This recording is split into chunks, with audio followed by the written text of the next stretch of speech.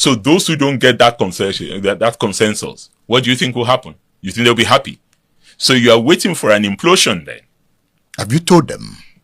My position is known. This is a year-old book. Politicians don't read, don't you think so? But they know my position. I've been consistent about this. That look, let us manage the process in a manner that even if people come out of it defeated, they will feel a sense of belonging. After all, I contested. Yes, I had 10 votes. People contested against me in the 2 governorship primaries that I spoke about. 5 of the people who contested against me were commissioners in my cabinet in 2018. I brought them back into the cabinet. Why are you this kind? It's not about, we are members of the same family.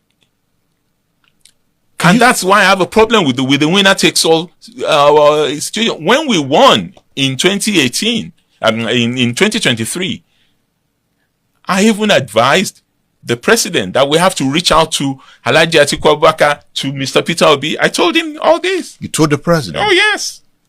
He didn't take your advice. Well, the APC has hijacked everything. Well, the president is the president. You have even hijacked governors. We've hijacked governors. Yeah. Governors have come to our party. No, you hijacked out of their own volition. Volition. What is so special about the APC that they are all abandoning ship? What did you tell them? They probably want to belong to the president's party. And now you can see what is happening to opposition parties. Again, that is not going to last. We once had a person in this country that our late uncle Bola Ige described as 5 fingers of a leprous hand. Abacha? All parties came together. They were jostling for his attention. They said he must take their ticket. And they gave him the ticket. We were saying this earlier. The Nigerian always pulls back from the brink.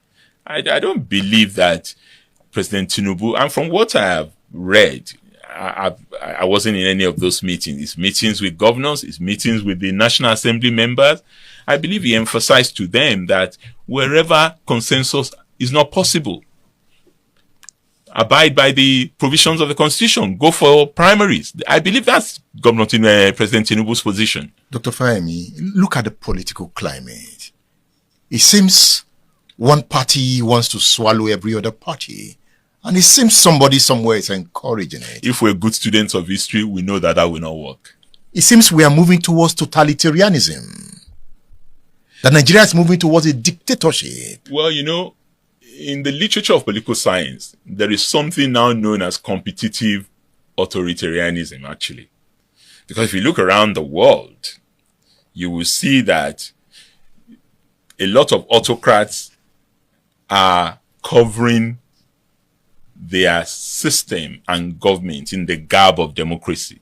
Whether you're talking of Erdogan, or you're talking of Putin, or you're talking of Trump, or you're talking of the man who just got kicked out of Hungary, you will see that incrementally our democracy is being subverted by autocracy. And I hope that's not the bad lesson we are learning in Africa. We've always learned that lesson. In Mali, we learned that lesson. Well, wherever and it's happening in Nigeria. But there's a danger to it. The wave of democratization that we've had in the last 3 decades is being reversed. That's why even for those of us who find military coups objectionable, if you talk to young people who never experienced or lived under military rule, they're the campaign managers for the Traores of this world. Just go on social media and see the way they sing his praise, because they've never lived under military rule. They don't know what you and I went through. But we are providing them that option.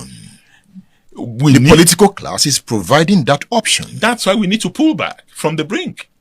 The political class needs to pull back from the brink, and this travesty of electoralism has to be reversed.